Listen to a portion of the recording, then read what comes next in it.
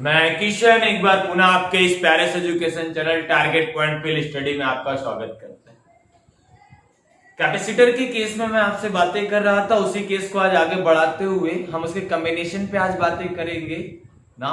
Combination of capacitor, इसको हम लोग मुख्यतः तीन प्रकार से करते हैं। एक बार इसको सीरीज में जोड़ते हैं, एक बार इसको हम लोग क्या करते हैं पैरेलल जोड़ते हैं, एक बार मिक्स जोड़ते हैं। कभी कभी मुझे ऐसी भी जरूरत पड़ती है कि कुछ कैपेसिटर्स को हमें पैरेलल जोड़ना होता है, कुछ को हमें सीरीज में जोड़ना होता है, तो मिक्स्ड चाहता है। तो यहाँ पे कैपेसिटर का यूज क्या है ये तो आपको पहले में बता चुका हूं कि कभी कभी कोई ऐसी डिवाइस होती है जिसको चलाने के लिए हमें क्या होता है बंडल में करंट चाहिए। तो कभी ऐसा भी होता है कि जिसके लिए हमें ढेर सारे चार्जेस की आवश्यकता होती है, जिसके लिए हम क्या करते हैं कैपेसिटर्स को श्रेणी क्रम या समांतर क्रम में जोड़ते हैं। ठीक है, तो उसी चीज को ये आपके बोर्ड उसी चीज को मैं आज बातें करूंगा। ये आपके बोर्ड व कंपैरेटिव एग्जामों के लिए भी मोस्ट इंपॉर्टेंट टॉपिक है। ठीक है, आने वाले सवाल इसके बहुत आते हैं क्वेश्चन आपको करने के लिए। मैं इनके सारे वीडियो को मैं छोटे छोटे पार्ट्स में देने वाला हूं। जैसा कि अभी हमारा सारा वीडियो है, थोड़ा लंबा वीडियो होता है, 1-1 घंटे का वीडियो होता है, लेकिन हम कैपेसिटेंस के इस कैपेसिटर यानी कॉम्बिनेशन ऑफ कैपेसिटर ना की बात हम छोटे छोटे वीडियो के साथ करेंगे। इसका ढेर सारा पार्ट्स बनेगा, तो छोटे छोटे वीडियो को मैं छोटे छोटे कॉन्सेप्ट को एक एक कॉन्सेप्ट पे मैं बात करते हुए आपको चलूंगा और ढेर सारी जानकारियां इससे मिलेगी, जिससे आपके पूरे बोर्ड एग्जामिनेशन के चाहे कॉम्पिटिटिव एग्जामों के क्वेश्चन आसानी से बन सके। ठीक है, तो मुख्यतः 3 प्रकार से हम इसको जोड़ पाते हैं: श्रेणी क्रम संयोजन, समांतर क्रम संयोजन, मिश्रित क्रम संयोजन। आज के इस लेक्चर में मैं बात करूंगा इसमें श्रेणी क्रम संयोजन क्या होता है और श्रेणी क्रम संयोजन कैसे किया जाता है। ठीक है, तो हम बाकी 2 पे नहीं बातें करने वाले, आने वाले नेक्स्ट वीडियो पे बातें करूंगा। आज मैं बस बातें करूंगा श्रेणी क्रम संयोजन पे। ठीक है, देखिए यहां पे हम क्या करते हैं कि पैरेलल प्लेट कैपेसिटर लेते हैं। ठीक है, 3 पैरेलल प्लेट कैपेसिटर मैं ले रहा हूं। ठीक है, ऐसा हमने लिया, 3 ले लिया इसी तरीके से 3 पैरेलल प्लेट कैपेसिटर लिया।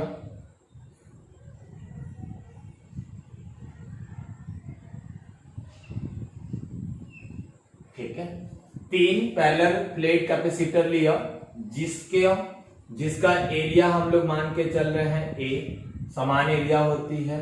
तो इनका एरिया हम लोगों ने ले लिया ए, ये भी ए और ये भी ए और ये भी ए। अभी समान क्षेत्रफल वाला लिया, आप अलग अलग भी ले सकते हो। ठीक है, तो अभी मैं ए समान एरिया का लेके चल रहा हूं।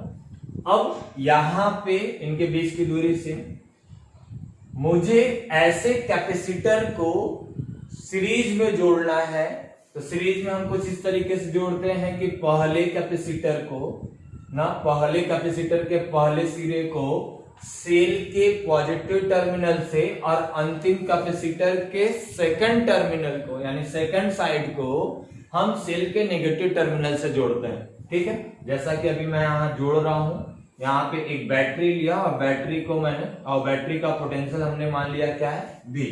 यहां से मैं इसको ले जाके जोड़ रहा हूं और इसको इसके साथ जोड़ते ही हम साथ में इसको भू संपर्कित यानी अर्थिंग से भी जोड़ रहे हैं, अर्थ से भी जोड़ रहे हैं, जिससे कि इसका पोटेंशियल 0 बना रहे।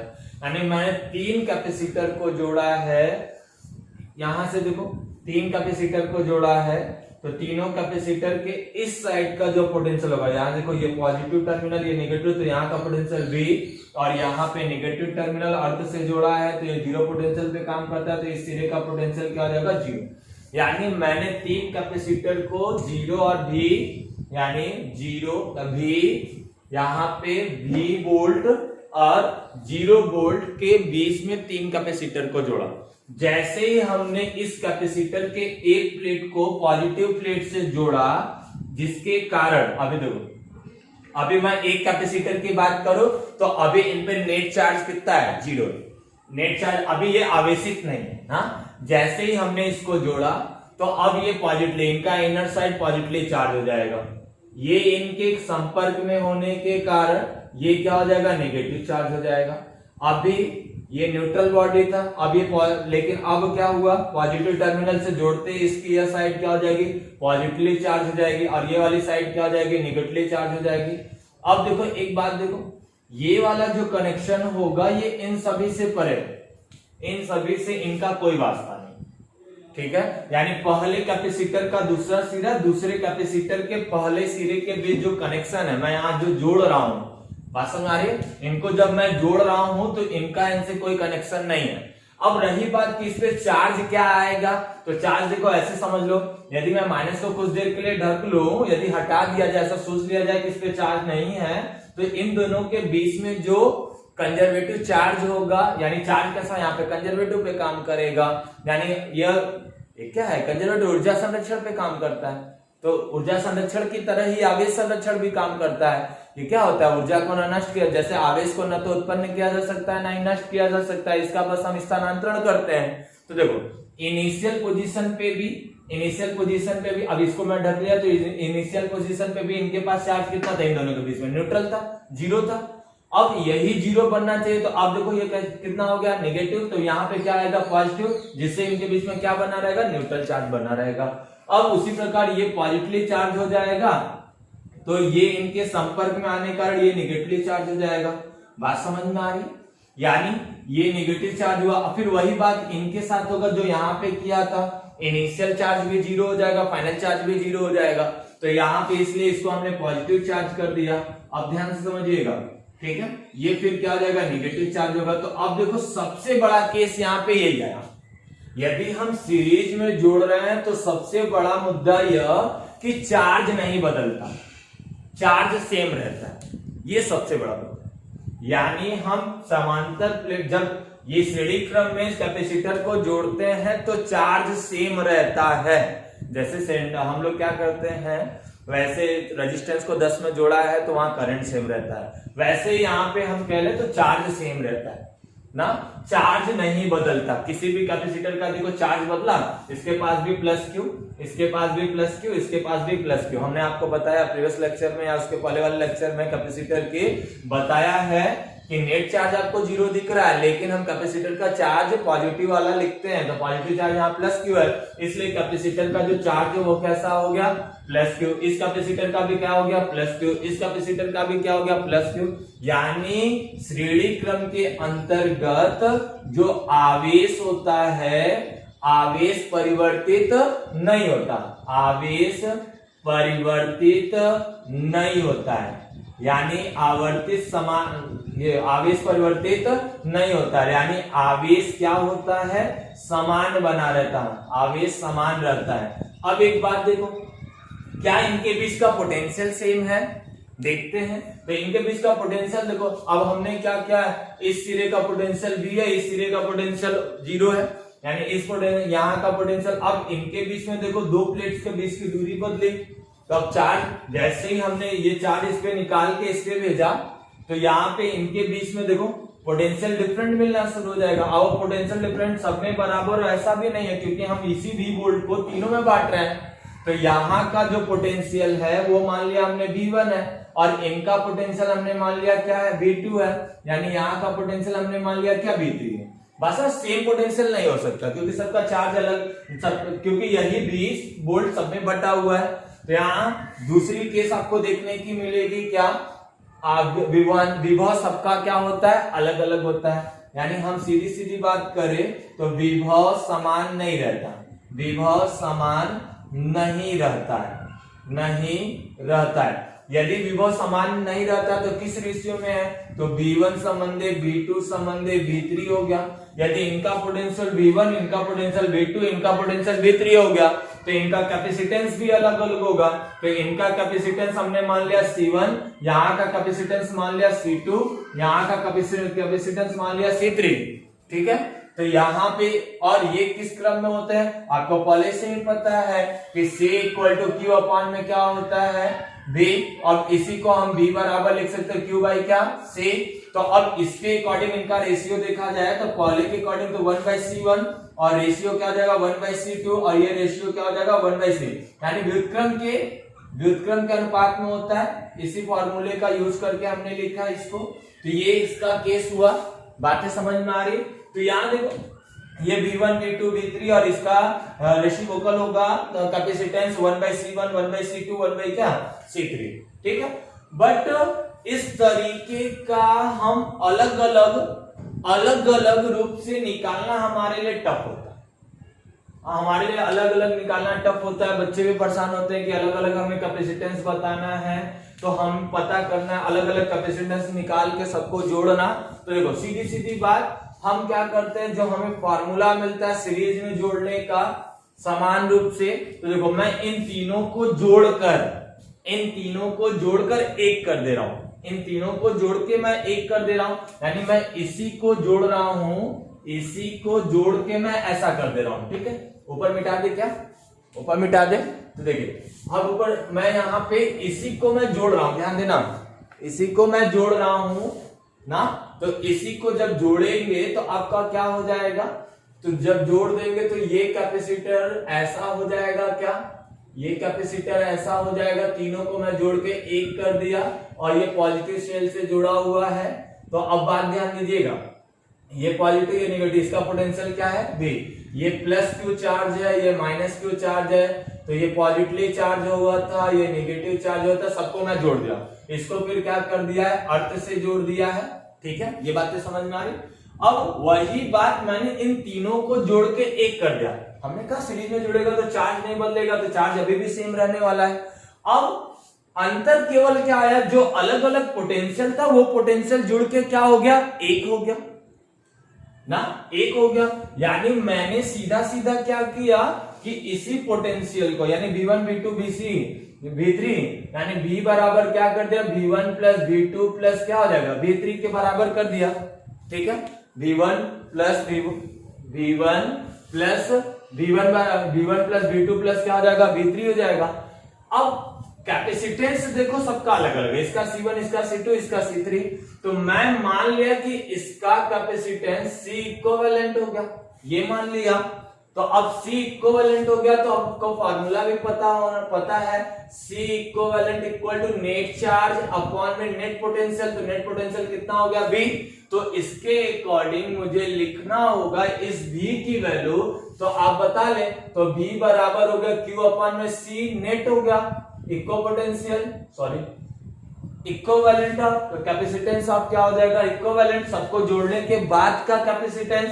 तो आइए वैल्यू रखते हैं सबकी, तो V की वैल्यू रखो, तो V की वैल्यू कितनी आ जाएगी, Q अपॉन में C इक्विवेलेंट इक्वल टू पहले का इसी तरीके से आप निकालेंगे। जब पहले वाला निकालेंगे तो ये पहले वाला निकालेंगे तो आपका यहाँ का चार्ज कितना है, तो यहाँ पे C1 इक्वल टू क्या आपका हो जाएगा, पहले का निकालेंगे तो C1 equal to Q, charge वही है और ये क्या हो जाएगा V1। तो बच्चा यहाँ से V1 जब निकालेंगे तो ये आपका V1 बराबर हो जाएगा Q अपॉन में C1। ऐसे ही हम तीनों निकाल सकते हैं ना, तो ऐसे ही हम ये निकालेंगे V2 बराबर Q अपॉन में C2, और ऐसे ही हम V3 बराबर निकालेंगे तो Q अपॉन में क्या हो जाएगा C3। सभी वैल्यू रखते हैं, जब सब वैल्यू रखेंगे तो ये हो जाएगा Q अपॉन में C1 और Q अपॉन में C2 और Q अपॉन में क्या हो जाएगा C3। सब में Q कॉमन ले लीजिए, तो Q कॉमन लेके काट देंगे तो यहाँ बचेगा क्या, 1 अपॉन में equivalent of capacitance, equivalent of 1 upon में C1 और 1 अपॉन में C2 और 1 अपॉन में क्या C3। ऐसा सेम फार्मूला आपको रेजिस्टेंस में कक्षा 10 में मिला था, बट वहां पे रेजिस्टेंस को हम किस में जोड़ रहे थे, समांतर क्रम में जोड़ रहे थे। यहाँ पे कैपेसिटर कैसे जुड़ा है, श्रेणी क्रम में जुड़ा है। अभी इसी को जोड़ के हमने कंबाइन कर दिया, ठीक है। तो ये आपका श्रेणी क्रम संयोजन है, ये आपका क्या है, श्रेणी क्रम संयोजन। इसमें जो मैक्सिमम बार पूछता है वो क्या होता है कि अभी मैंने 3 चार्जेस लिया है, जो मैक्सिमम बार पूछता है वो 2 चार्जेस के लिए पूछ लेता है। तो आप एक रेडीमेड व्यवस्था रखें ना, एक रेडीमेड व्यवस्था अपने पास रखें, दोनों चार्ज 2 चार्ज के लिए भी निकाल के रख लीजिए। यहाँ देखिए 3 चार्ज है, ऐसे ही और भी कैपेसिटर, ऐसे और भी कैपेसिटर ना, 2 कैपेसिटेंस के लिए या 2 कैपेसिटर के लिए निकाल कर रख लीजिए। यहाँ 3 कैपेसिटर, ऐसे 4 5 6 जितने भी आएंगे सबको हम इसी फॉर्मूले पर रख के जोड़ लेंगे। तो यहाँ देखें 2 के लिए, यदि मैं 2 कैपेसिटर के लिए 2 के लिए बातें करूं तो इनका लिए मान लिया, इनका कैपेसिटेंस C1 और C2 मान लिया, इनका कैपेसिटेंस हमने मान लिया C1 और C2, तब क्या हो जाएगा 1/c इक्विवेलेंट अपॉन में 1/c1 प्लस क्या हो जाएगा C2, इसको आप निकालेंगे तो C इक्वल टू क्या हो जाएगा, हर बराबर करिए, यहाँ ऐसे देख लीजिए 1/c और यहाँ हो जाएगा क्या C2 प्लस C1 अपॉन में C1 इंटू क्या C2, तो यहाँ हो गया इक्विवेलेंट ऑफ कैपेसिटेंस क्या हो जाएगा C1 C2 अपॉन में C1 प्लस क्या हो जाएगा C2। सीधा सा फंडा ये रख लीजिए। कभी कभी क्या करता है, एक केस तो ये अपने पास रख लीजिए, इजी वे में लगने वाला है। एक केस आपका और अच्छा वाला आता है कि कभी कभी चार्ज सेम दे देता है, चार्ज समान दे देता है। अब देखो चार्ज समान, सॉरी कैपेसिटेंस समान दे देता है। दूसरी केस, यदि मेरा C1 बराबर C2 हो गया, मैं दो के लिए ही बातें कर रहा हूं, ये रेडीमेड अपने पास रखे रहेंगे तो इजी वे में लगेगा। तो यहां हो गया ये, तो यहाँ C1 या C1 बराबर C2 बराबर C मान लिया, तो ये C इंटू C हो जाएगा और ये C प्लस C हो जाएगा, तो ये आपका हो जाएगा C स्क्वायर हो जाएगा और ये 2C, तो एक C से एक C कैंसिल हो गया, तो यहाँ क्या हो जाएगा आपका इक्विवेलेंट ऑफ कैपेसिटेंस और C बाई क्या हो जाएगा 2। ये फंडा रख लीजिएगा, ठीक है। तो इन सारी चीजों को आप नोट कर लीजिए। एक जल्दी से न्यूमेरिकल करा देते हैं जिससे आपका एक कॉन्सेप्ट क्लियर हो जाएगा, जल्दी से उतारे। और ये छोटी छोटी चीजें आपको ध्यान में रखनी है, इनके बीच का रेशियो आपको ध्यान रखना है, कैसे होता है श्रेणी क्रम में, चार्ज परिवर्तित नहीं होगा, पोटेंशियल बदल जाएगा, इन सब चीजों को आपको ध्यान रखना है। एक बहुत जल्दी से मैं आपको एक न्यूमेरिकल छोटा सा कराता हूं, इसको नोट कर लीजिए। चलिए ये देखते हैं, एक छोटा सा सवाल ले लेते हैं, उस कॉन्सेप्ट को आपको इजी लगे तो मैं इसी को मिटा देता हूं। तो देखिए अब यहाँ पे बातें मैं क्या करने वाला, ठीक है, यहां मैं अब इसी को बता रहा, कैपेसिटर को ही ऐसे डायग्राम में ऐसे बना देता है। देखिए मैंने एक सवाल लिया यहां से, इस तरीके से बना देता है, ठीक है। तो ये आपका मैंने दो कैपेसिटर ऐसे लिया और दो कैपेसिटर को 30 वोल्ट की बैटरी से मैंने जोड़ दिया, ठीक है, 30 वोल्ट की बैटरी से जोड़। यहाँ चार्ज गायब है, इसको कह रहा है 10 माइक्रोफैरड से है और इसको कह रहा है 20 माइक्रोफैरड से, ठीक है। अब ये चार्ज, तो अब ये देखो सबसे पहली बात है कि चार्ज सेम नहीं है, तो एक फंडा आपका गलत हो गया। आपको चेक करना है श्रेणी क्रम में है कि नहीं है। लेकिन देखो पोटेंशियल दोनों के लिए अलग अलग होगा, क्योंकि इस सिरे का पोटेंशियल 30 वोल्ट होगा और इस सिरे का पोटेंशियल 0 वोल्ट होगा। हाँ ये डायग्राम मैंने लिखा है, लेकिन ये अर्थ से जुड़ा ही रहता है, ऐसा समझ के चलिएगा, ठीक है। क्योंकि अर्थिंग बहुत मस्ट हो जाती है जीरो पोटेंशियल के लिए, क्योंकि जैसे ही जीरो पोटेंशियल होगा तभी ढेर सारे वो चार्ज को अपने पास रख पाएगा। देखो मैंने आपसे पहले ही कहा कि मैक्सिमम जो सवाल बनता है वो दो चार्जेस के लिए बनते हैं, सॉरी दो कैपेसिटर के लिए बनता है। तो आप रेडीमेड आप ये भी रख सकते हो, इस पे भी करोगे सवाल गलत नहीं होने वाला। लेकिन मैं आप यहाँ आपसे पूछ रहा हूं चार्ज कितना होगा, मैं पूछ रहा हूं इन पे चार्जेस कितना होगा, आपको बताना है चार्ज कितना होगा। तो देखिए सबसे पहले तो हमें कैपेसिटेंस पता चले।